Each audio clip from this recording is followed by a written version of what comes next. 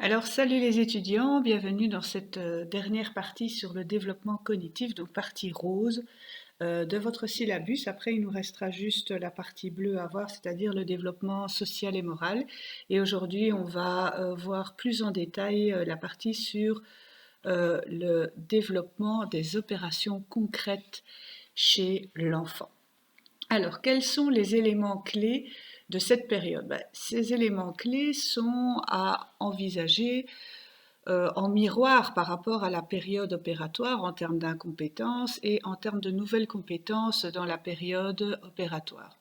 La grande différence entre les deux périodes, c'est qu'au moment de la période opératoire, l'enfant va être capable de faire des opérations mentales.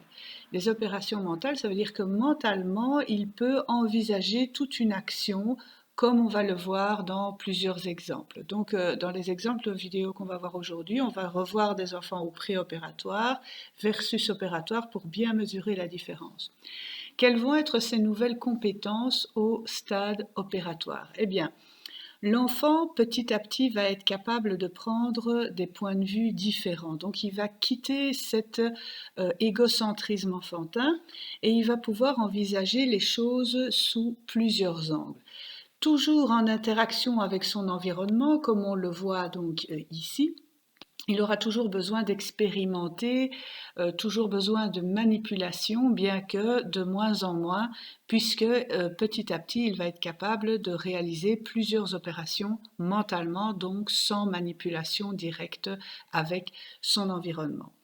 Comment cette progression va-t-elle s'opérer? Eh bien, à force de faire des expériences, sa pensée va devenir de plus en plus complexe et il aura de moins en moins besoin d'avoir une interaction directe avec l'environnement.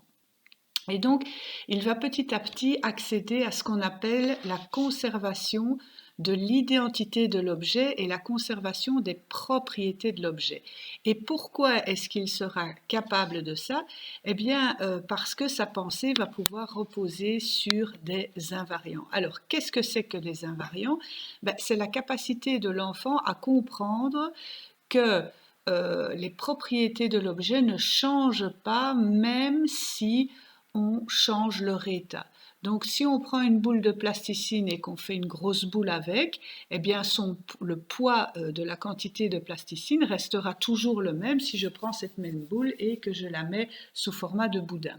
Ce qu'au préopératoire, l'enfant ne comprend pas. Il va penser que si je change la forme de la boule, eh bien le poids de la boule va varier aussi. Il sera plus lourd ou plus léger en fonction qu'il est plus gros, plus fin, et ça, c'est alors qu'à la base, il y a toujours la même quantité de plasticine, puisque c'est toujours la même boule que je transforme, et ça en fonction de critères qu'il a et qui sont personnels, et qui sont le reflet de son syncrétisme enfantin quand il est au préopératoire. Au stade opératoire, il va comprendre aussi que les nombres ont un caractère invariable. Et donc, une chaise, ça reste le nombre 1, une table, ça reste le nombre 1. L'inclusion des classes également va être possible à ce moment-là, et il pourra donc comprendre que une chaise plus une table est égale à 2 meubles, ce qu'un enfant au préopératoire ne peut absolument pas comprendre. Alors l'inclusion des classes et des valeurs ordinales des nombres va être évidemment fondamentale dans sa compréhension de la suite des nombres, puisque au préopératoire, même si l'enfant sait compter jusque 100, on se rendra très vite compte en l'écoutant qu'il ne fait jamais qu'une récitation comme une autre. On pourrait réciter un poème de Jacques Prévert ou de La Fontaine au même titre qu'il récite 1, 2, 3, 4, 5, 6, 7, 8, 9, 10. Donc sa notion du nombre va rester très aléatoire pendant la préopératoire, alors que pendant la période opératoire, eh bien, il va comprendre la notion d'invariance du nombre, ce qui va influencer évidemment sur sa compréhension de l'identité de l'objet. Donc même si je change la forme de l'objet, eh bien, l'objet initial est toujours là si je remets les morceaux ensemble. Comme par exemple deux demi-sandwichs, si je remets le sandwich ensemble, c'est toujours un sandwich. Deux demi-sandwichs ne sont pas deux pistolets, c'est toujours un sandwich mais coupé en deux. Et ça, c'est le reflet de la réversibilité de la pensée. Donc tous ces éléments, on voit qu'il y a des flèches comme ça en transparence ici, parce que ces compétences cognitives s'entraînent l'une l'autre. Quand il va commencer à comprendre l'invariance, ce sera possible parce que sa pensée deviendra réversible. Et cette réversibilité va entraîner le fait qu'il va comprendre la transitivité. Alors la transitivité, qu'est-ce que c'est? C'est sa capacité à comprendre que le nombre 2, par exemple, est à la fois plus grand que 1 et à la fois plus petit que 3. Donc il peut avoir deux états différents. La compréhension du fait qu'il peut avoir deux états différents a une influence évidemment sur sa capacité de faire des inclusions de classe, c'est-à-dire de comprendre qu'une orange et une banane sont tous les deux des fruits. Alors ce sont tous les deux des fruits, mais ce sont des fruits différents. Et tout ça, eh bien, l'enfant va pouvoir comprendre donc le tableau à double entrée, donc par exemple identifier une forme géométrique qui a à la fois trois côtés et qui est bleue, une forme géométrique qui a à la fois deux côtés égaux et un angle aigu, etc., etc. Donc c'est la capacité à prendre plusieurs critères de comparaison en considération plutôt qu'un seul, comme c'est le cas au stade préopératoire. Alors évidemment, puisque sa pensée va commencer à reposer sur des invariants, qu'il va commencer à comprendre la notion du nombre et ses caractéristiques réversibles, qu'il va comprendre la transitivité, c'est-à-dire qu'il va pouvoir prendre en compte plusieurs facteurs pour identifier un seul objet, tout ça va avoir évidemment une influence aussi sur ses capacités de sériation sur les valeurs cardinales des nombres, c'est-à-dire de comprendre que les nombres, eh bien, ont une valeur cardinale qui, elle, reste toujours invariable, quelle que soit la situation du nombre. Si j'additionne 1 à 2, je vais avoir 3, mais dans 3, le 1 et le 2 existent toujours évidemment. Qu'est-ce que c'est que la conservation des propriétés de l'objet? Alors, la conservation des propriétés de l'objet, c'est la capacité de l'enfant à comprendre que les propriétés physiques d'un objet ne varient pas même si on change son état. Alors, on va voir tout ça en exemple dans une série de vidéos. Oui, et ici on fait le rappel aussi du stade du dessin, donc il y a une évolution vers un réalisme conventionnel et ça on l'a déjà vu ensemble dans l'évolution du dessin. Alors, on va voir ça dans plusieurs vidéos, notamment ici avec l'expérience de Piaget. Donc ici, on va voir un élève au stade préopératoire et je vais pouvoir de cette manière vous expliquer eh bien, comment l'enfant va pouvoir, ce que l'enfant ne comprend pas au stade préopératoire pour vous expliquer ce qu'il va comprendre au stade opératoire. Alors ici, on va demander à l'enfant une petite expérience et on va lui présenter deux séries de jetons.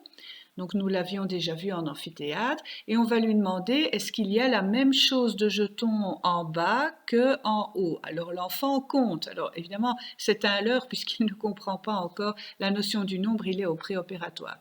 Et là il dit est-ce qu'il y a la même chose? On lui dit oui et puis l'expérimentateur écarte les jetons et on lui demande et maintenant est-ce qu'il y a toujours la même chose? L'enfant répond non, il y a plus de jetons en haut qu'en bas. Et on lui demande pourquoi, et il dit parce que c'est plus court en bas, donc il y en a moins, et c'est plus long en haut, et donc il y en a plus. Ici, on refait la même expérience avec un autre enfant, et on va voir que l'enfant va répondre exactement la même chose. Donc, on lui demande combien est-ce qu'il y en a, on lui demande est-ce qu'il y a la même chose, il dit oui, puis il dit tu veux bien compter, il compte. Voilà, et il dit qu'il y en a 10 en tout, lui. Voilà, je vous l'explique parce que c'est en anglais sur la vidéo d'origine. Et donc maintenant on lui demande, donc l'expérimentateur va de nouveau écarter les jetons et on va lui demander maintenant où est-ce qu'il y en a le plus. Et il va dire en haut, et quand on va lui demander pourquoi, il va dire parce que c'est plus grand en haut, et donc il y en a forcément plus. Donc qu'est-ce qu'on voit dans cette vidéo, dans cet extrait de vidéo?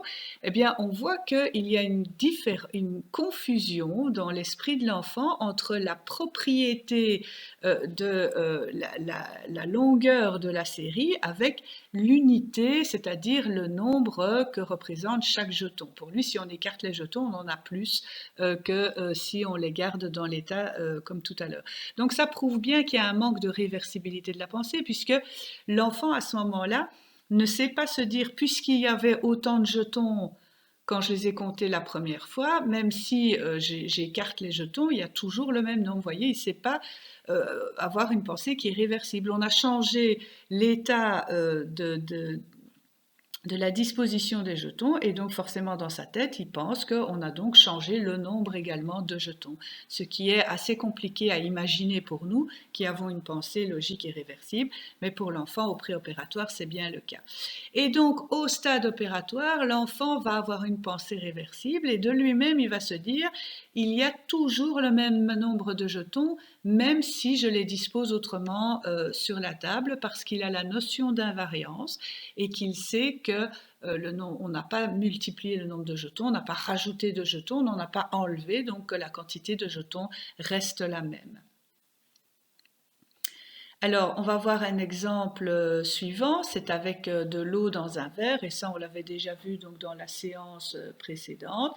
Et ici, eh bien, on montre aux enfants qu'il y a effectivement la même quantité de liquide dans les deux verres, et puis on va prendre un des verres et on va le verser dans le verre qui est plus large, et il va penser qu'il y a moins de liquide dans le verre plus large que dans le verre plus haut. Et en plus, on voit qu'il doit réfléchir, ce n'est pas une notion évidente, il identifie donc l'autre verre comme donc le haut verre comme étant le verre où il y a le plus de liquide. Et donc ça, encore une fois, ça montre bien qu'au préopératoire, il n'y a pas de réversibilité de la pensée.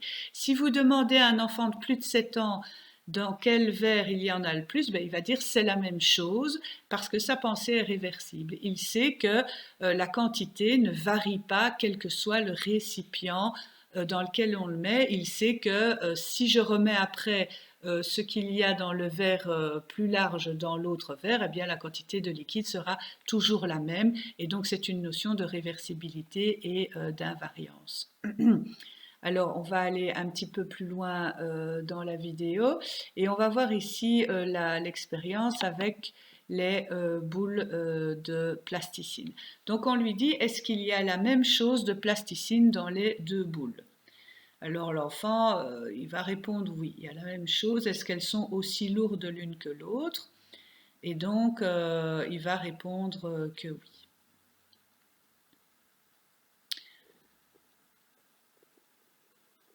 Yes, qui répond. Alors ici, l'expérimentateur va aplatir la boule de plasticine, et là, il va lui dire, et maintenant, est-ce qu'elles sont aussi lourdes que l'autre? Il dit non. Et quelle est la plus lourde? Il identifie la verte. Pourquoi? Eh bien, parce que pour lui, il dit que là, elle est plus ronde et que l'autre, elle est plus plate, donc elle est forcément moins lourde que la verte, alors que au départ, il a vu qu'il y avait la même quantité de plasticine. Donc, encore une fois, on voit qu'il y a un manque de réversibilité de la pensée chez l'enfant, et qu'il n'a pas acquis la notion de permanence de la propriété de l'objet.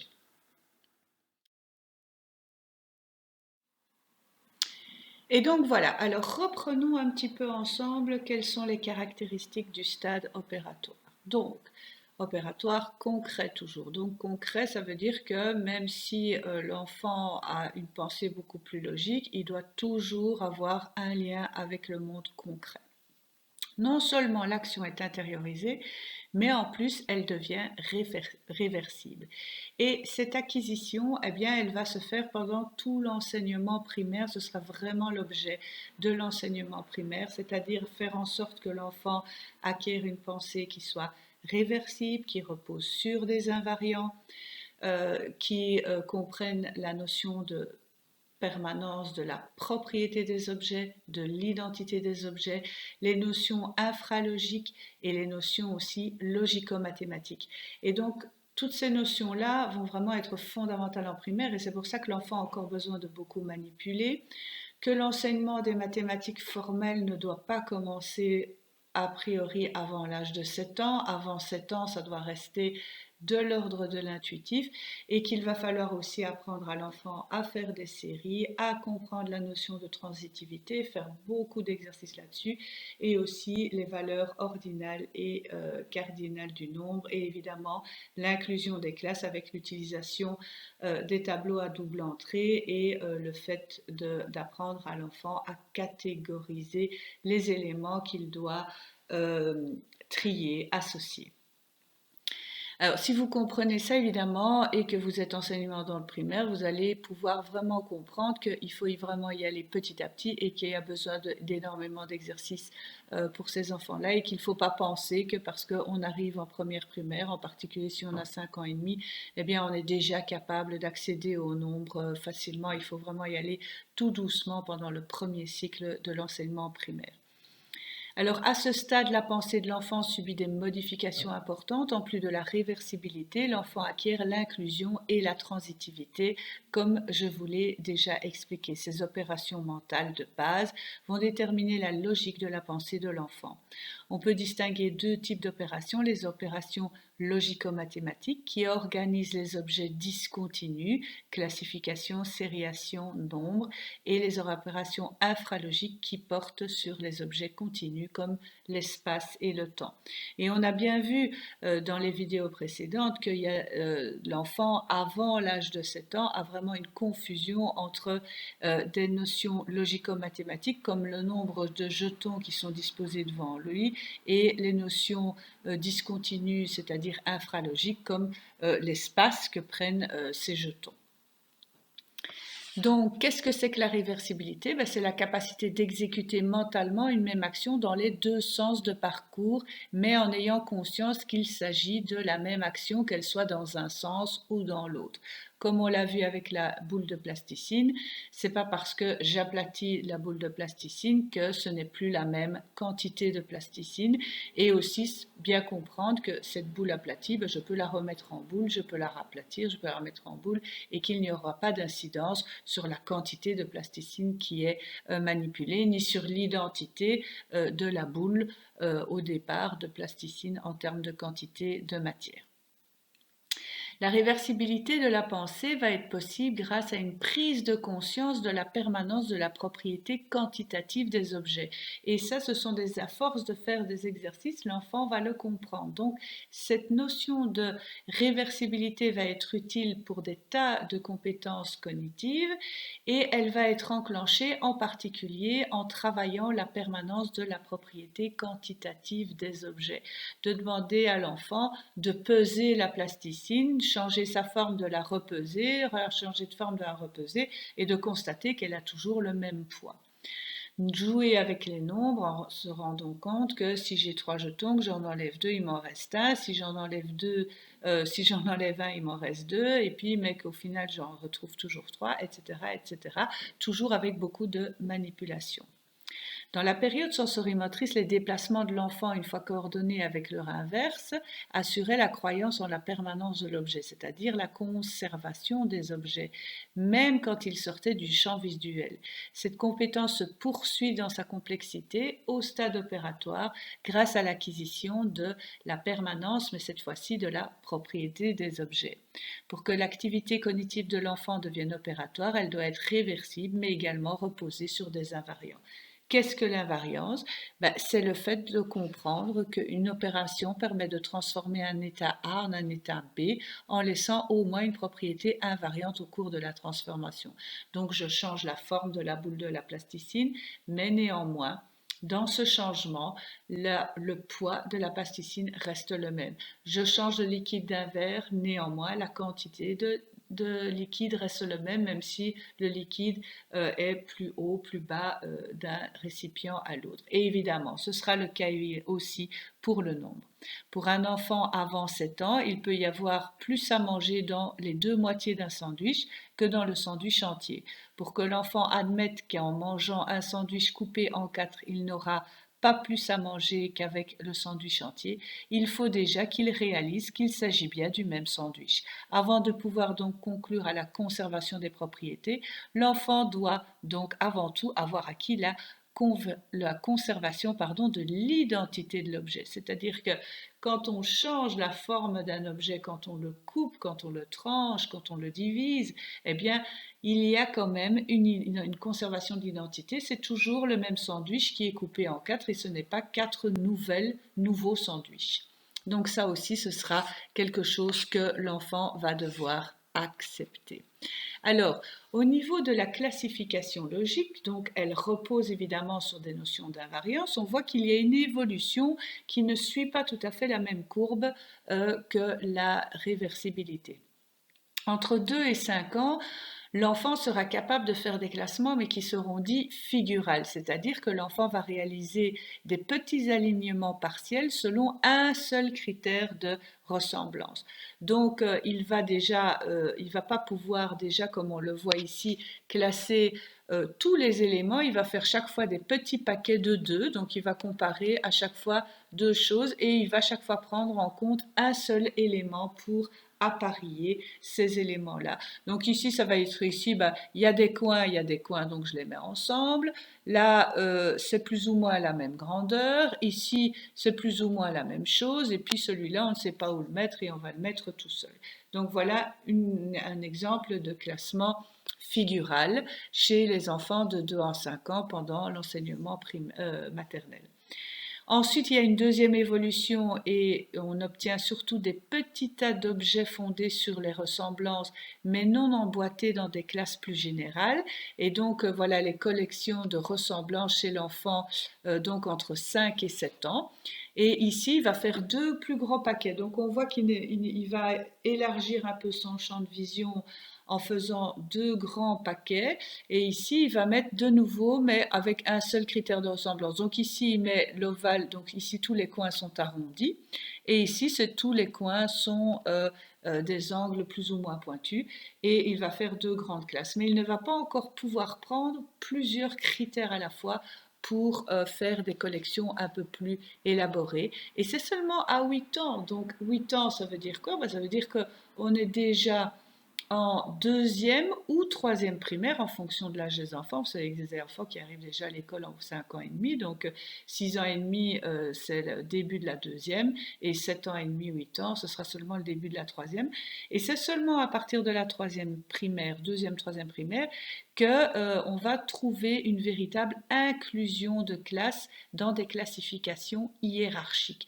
Donc c'est seulement à partir de la troisième primaire que l'enfant aura acquis cette notion-là, qu'il pourra tout de suite comprendre que des bananes et des oranges, c'est toutes les deux des fruits, et qu'il pourra utiliser des tableaux à double entrée. Avant ça, il pourra le faire, mais par tâtonnement expérimental, avec l'aide de l'enseignant. Ça ne pourra pas encore être évalué. Il faudra lui apprendre, et on aura une certaine acquisition en troisième primaire. Alors ici, on a une expérience célèbre de la classification des classes. Donc on représente à l'enfant des perles en bois de couleurs différentes. On lui demande y a-t-il plus de perles de bois ou plus perles en bois ou plus de perles brunes foncées. Et l'enfant, à ce moment-là, au stade préopératoire, affirme qu'il y a plus de perles brunes foncées que de perles en bois alors qu'elles sont toutes en bois. Pour comprendre que tout est plus grand que ses parties, l'enfant doit être capable de prendre en compte en même temps l'inclusion des classes des perles brunes et de la classe des perles blanches dans la classe des perles en bois. Donc A plus A' est égal à B, avec l'opération inverse, B moins A est égal à A'. Si l'enfant ne possède pas ces structures, il ne compare que A et A' en oubliant tout ce qui les englobe, c'est-à-dire la classe des perles en bois. On a déjà vu cette expérience avec les vidéos précédentes. Notion de sériation, pardon, il y a aussi une évolution. Donc entre 4 et 5 ans, l'enfant procède par couple, exactement comme on l'a vu tout à l'heure avec l'inclusion des classes et les collections figurales.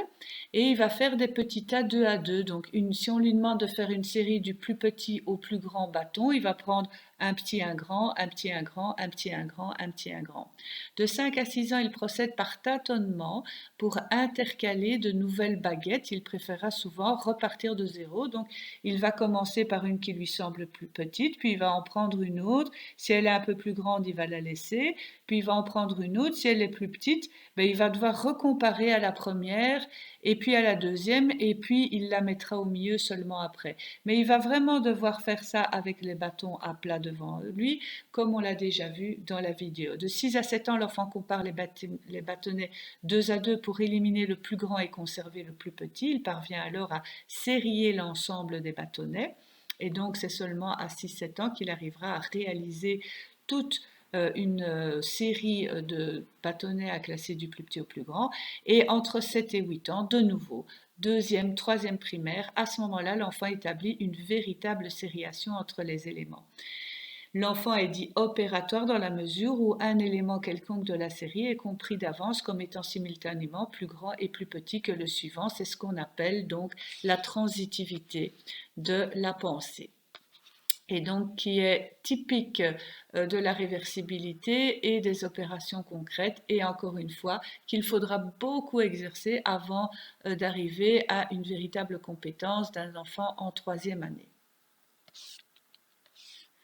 Au niveau du nombre, ben évidemment, vous comprendrez que toutes ces notions de transitivité et aussi des notions de sériation sont extrêmement importantes pour comprendre la place du nombre dans la série des nombres et pour comprendre aussi, avec l'invariance, le caractère invariable d'une notion quantitative comme le nombre 1, 2, 3. On est à un niveau d'abstraction extrêmement élevé en mathématiques et il va falloir que l'enfant puisse y accéder petit à petit en respectant les stades. Alors, c'est tout pour cette partie sur les opérations mentales au stade des opérations concrètes.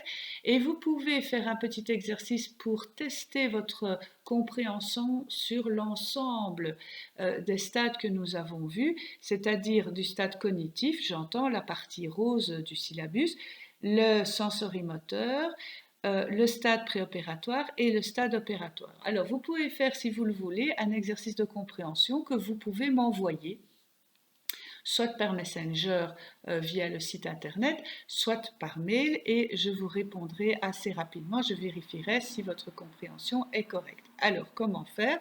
Eh bien, vous regardez la vidéo en cliquant sur le lien qui est ici, et vous répertoriez toutes les notions qui sont abordées par Piaget.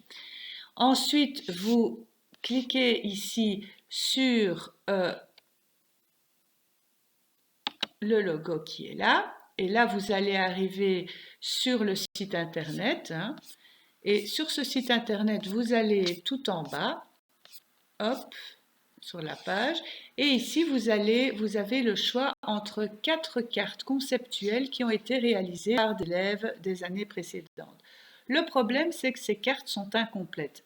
Il manque pour la plupart le stade sensorimoteur, et en plus, il y a des erreurs dans ces cartes. Donc, qu'est-ce que vous faites? Vous choisissez une des 4 cartes au choix. Donc voilà, il y en a 4, il y en a qui sont plus complètes, d'autres plus synthétiques.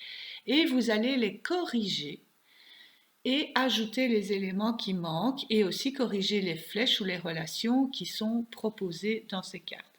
Alors, vous avez deux possibilités. Soit vous partez de la vidéo que je vous ai montrée tout à l'heure en cliquant sur la petite caméra, soit vous partez de votre propre synthèse ou d'une ligne du temps que vous faites en reprenant tous les 3 chapitres de la partie rose, et vous essayez donc de corriger et d'inclure les éléments manquants sur une de ces 4 cartes qui vous est présentée ici. Vous en choisissez une qui vous parle, ne prenez pas les 4 s'il vous plaît, parce que sinon je ne vais pas en sortir dans les corrections. Donc vous avez le choix, soit vous cliquez ici sur le petit logo, ici vous faites cet exercice et puis vous arriverez donc sur Messenger et vous pourrez prendre contact avec moi directement en chat, et il vous suffit de prendre votre carte conceptuelle en photo, ou vous pouvez faire aussi une petite vidéo, vous expliquez votre carte conceptuelle, comme moi je le fais avec les vidéos, et moi je vous répondrai assez rapidement. Ou alors vous faites ça par mail, c'est comme vous voulez. Ce qu'il y a, c'est que le chat est beaucoup plus rapide en termes de réponse, parce que le chat, je le fais avec le téléphone un petit peu tout le temps, alors que les mails, ben, je réponds aux mails les uns après les autres, forcément aussi, mais à des moments un peu plus formalisés. Donc voilà, l'avantage aussi avec Messenger, c'est qu'on peut faire des appels vidéo si vraiment je suis inquiète par rapport à ce que vous me proposez, et je vous répondrai quoi qu'il arrive de toute façon. Donc vous avez bien compris, vous faites une synthèse des 3 chapitres de la partie rose du syllabus, vous choisissez une des 4 cartes conceptuelles, vous en faites une correction en ajoutant les éléments qui manquent et en corrigeant aussi les fautes qu'il y a dans ces cartes conceptuelles. Et puis ensuite, vous m'envoyez votre image, soit par Messenger en cliquant ici sur le petit logo, soit par mail. Cet exercice n'est pas obligatoire. Voilà. Alors, il restera encore une vidéo que je vais publier assez rapidement, puisque le confinement est prolongé et que nous sommes à peu près certains maintenant, c'est même pas à peu près, on est complètement sûr qu'il n'y aura plus de séances de cours. On terminera cette année scolaire pour le cours de psychologie du développement avec la partie sur la partie bleue, donc sur le développement moral et social des enfants. Et comme je vous l'ai déjà dit par message, enfin par mail, la partie jaune sur le développement physique sera, elle, supprimée de la matière cette année. Et donc, voilà. Je reste à votre disposition. N'hésitez pas à prendre contact avec moi si vous avez des questions. Vous avez reçu le mail sur la manière dont l'examen aura lieu. Et voilà, ben, je vous souhaite une bonne fin de journée. Au revoir.